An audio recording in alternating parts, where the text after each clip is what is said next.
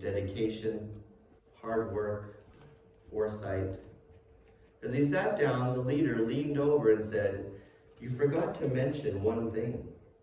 "What was that?" asked the speaker. The leader replied, "My humility." "Quite so. Great leaders have many qualities, but humility is generally not among them. With rare exceptions, they tend to be ambitious with a high measure of self-regard. They expect to be obeyed, honored, respected, even feared. They may wear their superiority effortlessly. Eleanor Roosevelt called this wearing an invisible crown. But there is a difference between this and humility. This makes one provision in our parsha unexpected and very powerful. The Torah this week speaks about kings. Knowing, as Lord Acton put it, that power tends to corrupt, and absolute power corrupts absolutely.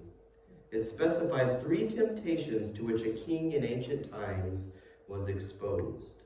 A king, it says, should not accumulate many horses, nor wives, nor wealth. These, the Torah tells us, are the very 3 traps into which centuries later King Solomon eventually fell. Then it adds this interesting tale. When the king is established on his royal throne, he is to write for himself on a scroll a copy of this Torah.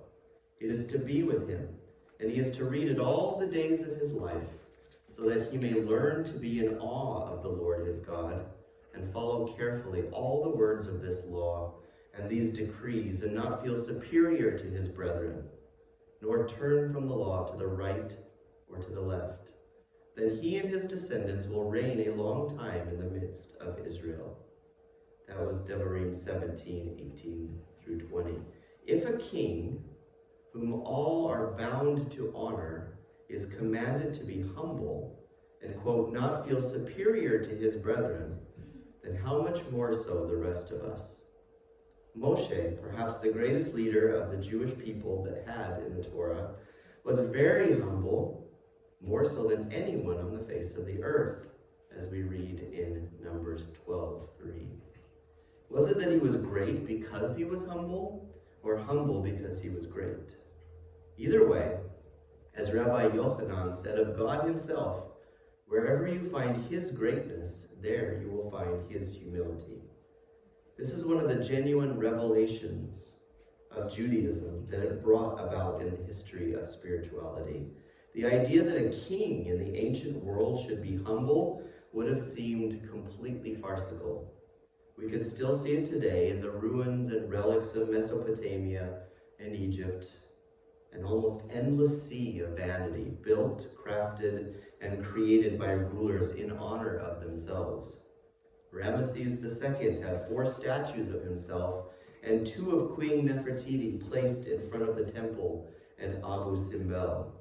At 33 feet high, they are almost twice the height of Lincoln's statue in Washington. Aristotle would not have understood the idea that humility is a virtue. For him, the megalopsychos, the great-souled man, was an aristocrat, conscious of his superiority to the mass of humankind. Humility, along with obedience, servitude, and self-abasement, was for the lower classes of society, for those individuals who had been born not to rule, but to be ruled. The idea that a king should be humble was a radically new idea introduced by Judaism and later embellished by Christianity. This is a clear example of how spirituality makes a difference to the way we act, feel, and think. Believing that there is a God in whose presence we stand means that we are not the center of our own world. God is. "I am dust and ashes," said Abraham, the father of faith. "Who am I," said Moses, "among the greatest of the prophets?" This did not render them servile or sycophantic. Remember, meekness and humility does not mean weakness. It was precisely at the moment that Abraham called himself dust and ashes that he challenged God on the justice of his proposed punishment of Sodom and the cities of the plain. It was Moshe, whom Torah labeled as the humblest of men, who urged God to forgive the people, and if not, quote, blot me out of the book that you have written. These were among the boldest spirits that humanity ever produced. And I have not forgotten the Master. He is in a class all by himself, and I will speak of him shortly. There is a fundamental difference between two words in Hebrew, anava, which means humility, and shiflut, which means self-abasement. So different are they that Maimonides defined humility as the middle path between shiflut and pride. I want to be clear in how I approach these important concepts and their differences. I think they are of great importance. Humility is not low self-regard. That is shiflut. Humility means that you are secure enough not to need to be reassured by others. It means that you feel no compulsion to have to prove yourself by showing that you are cleverer, smarter, more gifted, or more successful than others. You are secure because you live in God's love. He has faith even if you do not. You do not need to compare yourself to others. You have your task, they have theirs, and that leads you to cooperate, not to compete. Humility is a difficult virtue for most, I would venture to guess. We have an innate desire to be seen, to be appreciated, to be enough. To be truly humble means that you can see other people and value them for what they are. They are not just a series of mirrors into which you look only to see your own reflection. Secure in yourself, you can value others. Confident in your identity, you can value people who are different from you. Humility is the self turned outward. In 1979, when I was but 3, because in fact I'm not a baby boomer, the late Christopher Lasch published a book called The Culture of Narcissism. It was subtitled American Life in an Age of Diminished Expectations. This book was a prophetic work. In it, he argued that the breakdown of family, community, and faith had left us, meaning Americans, left us fundamentally insecure, deprived of the traditional support of identity and worth. He did not live to see the age of the selfie, the Facebook profile, designer labels worn on the outside, and so many other forms of advertisements for self. But he would not have been surprised. Narcissism, he argued, is the purest form of insecurity, needing constant reassurance and regular injections of self-esteem. It is destructive to relationships and to society. As John Ortberg said, I so want to be humble, but what if no one notices? I sometimes think that narcissism and the loss of religious faith go hand in hand. When we lose faith in God, what is left at the center of our consciousnness is the self. It is no coincidence that the greatest of modern atheists, Nietzsche, who was the man who saw humility as a vice and not a virtue.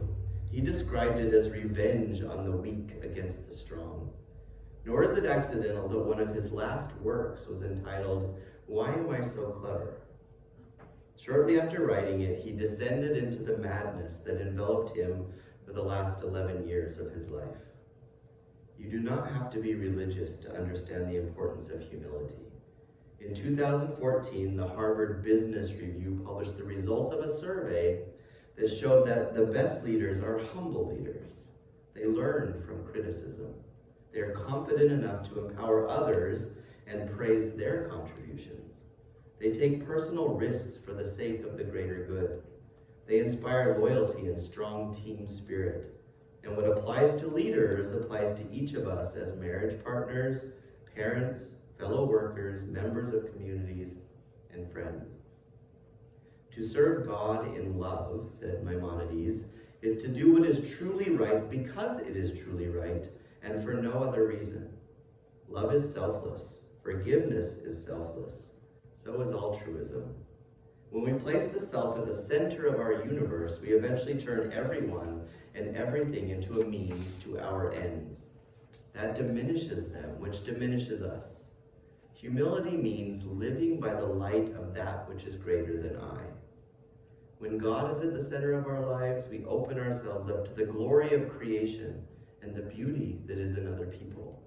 The smaller the self, the wider the radius of our world. The Master, Yeshua the Messiah, was the greatest example of humility that we have. Meekness ranks so low on the mortal scale of things, yet so high on God's. The rigorous requirements of discipleship cannot be met without the tutoring that is facilitated by meekness. Take my yoke upon you and learn of me, for I am meek and lowly, said Yeshua in Matthew 11:29. He did not mean weak again. Meekness is not exactly the same as humility, although they are closely related. Meekness is needed, therefore, in order for us to be a disciple of the Master, whether in matters of the intellect, in the management of power, in the disillusion of personal pride, or in coping with the challenges and routine of life. Meanwhile, the world regards the meek as nice but quaint people, as those to be stepped over or stepped on. Nevertheless, the development of this virtue is a stunning thing just to contemplate, especially in a world in which so many others are headed in the opposite direction. In the exchange between Yeshua and a righteous man, we see how one missing quality cannot be fully compensated for, even by other qualities, however praiseworthy they may be. The young man said to him, "All these things have I kept from my youth. What yet do I lack?" Yeshua said to him, "If you will be perfect, go and sell all that you have and give to the poor, and you shall have treasure in heaven, and come and follow me." But when the young man heard that saying, he went away sorrowful, for he had great possessions. In this instance, the missing humility prevented a submissive response by the young man. This deficiency altered his decision and consequences flowing therefrom. There appears to be no other way to learn certain things except through the relevant clinical experiences that we all have. Happily, the commandment, "Take my yoke upon you and learn of me, for I am meek and lowly in heart," carries an accompanying and compensating promise from the Master, "And you shall find rest for your souls." This is a very special form of rest. It surely includes the rest resulting from the shedding of certain needless burdens, fatiguing insecurity, exhausting hypocrisy, and the strength-sapping quest for recognition, praise, and power. Those of us who fall short in one way or another often do so because we carry so much unnecessary heavy baggage. Being thus overloaded, we sometimes stumble and then we feel sorry for ourselves. Next, we see shame skulking around the corner, waiting to tear us from the truth of who we are in the Lord. We need not carry such baggage. However, when we are not meek, we resist the informing voice of conscience. Whether from preoccupation or pride, that warning signals go unnoticed or unheeded.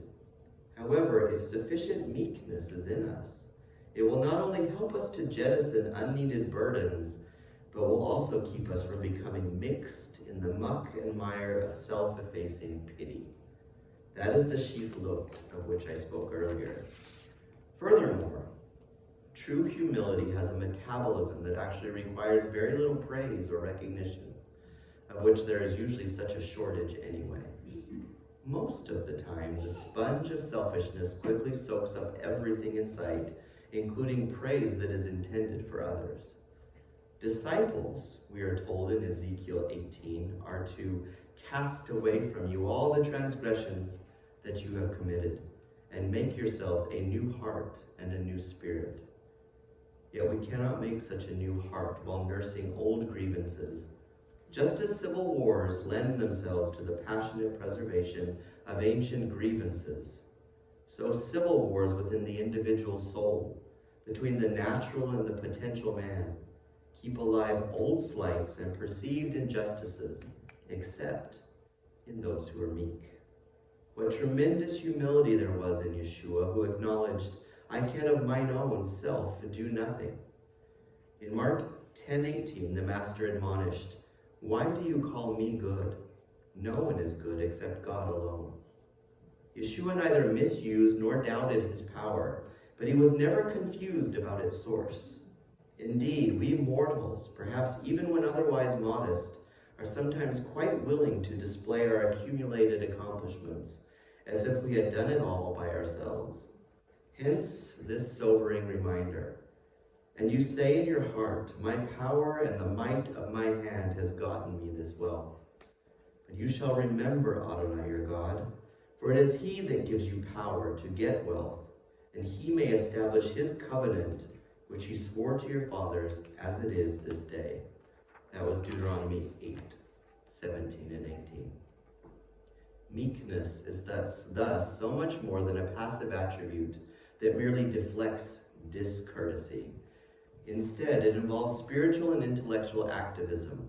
We read in Ezra 7:10, for Ezra had prepared his heart to seek the law of the Lord and to do it, and to teach in Israel statutes and judgments.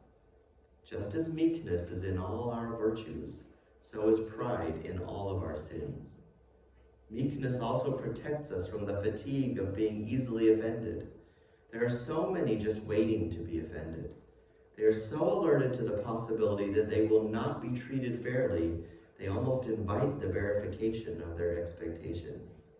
Bruising, as the tumble off the peak of pride is, it may be necessary at times. Few of us escape at least some sort of these bruises. Even then, one must next be careful not to continue his descent into the swamp of self-pity. Humility enables us, after such a tumble, to pick ourselves up, but without putting others down blamefully. Humility mercifully lets us retain the realistic and rightful impressions of how blessed we are. So far as the fundamental things of eternity are concerned, we are not then as easily offended by the disappointments of the day, of which there seem to be a sufficient and steady supply. When we are thus spiritually settled, we will likewise be less apt to murmur and to complain. Indeed, one of the great risks of murmuring is that we can get too good at it, too clever. We can even acquire too large an audience. The meek are unconcerned with prideful preeminence, including considerations of scale. Remember, a lion does not have to tell you that it's a lion.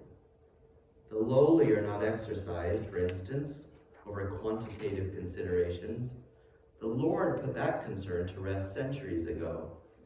The Lord did not set his love upon you, nor choose you because you were more in number than any people, for you were the fewest of all people.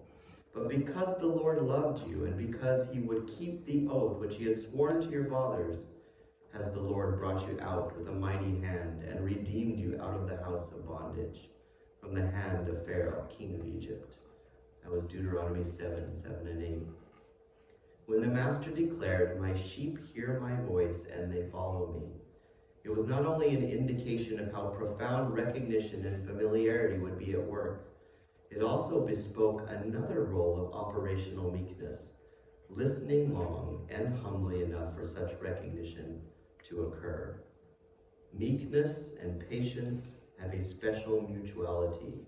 If there were too much swiftness, there could be no long suffering, no gradual soul stretching nor repenting.